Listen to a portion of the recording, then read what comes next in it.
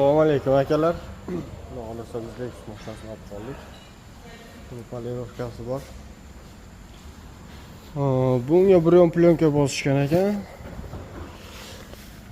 Mana yerda sarapinasi bor. Mana yerda bor. Bamper tagini qirib olibdi. Xudo xolasa bu tarafi bo'ldi mana. Bu yerda shunaqa qirilgan joyi bor edi mana. Bu yerdan qarasa ko'rinmaydi, to'sqondan boshqa ko'rinmayapti. Buni hozir yana bir sulov qilamiz. Короче, bu ham shunaqa tarchat qilib qo'ygan. Bu bamper tagini tikamiz.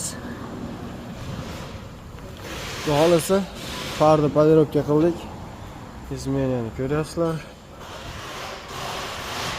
Bu yoq hali bo'lmadi, mana sarapinalar ishida turibdi. Bu taraf mana xudo xolasa o'zlar ko'p turgandek far go'zallashib qoldi.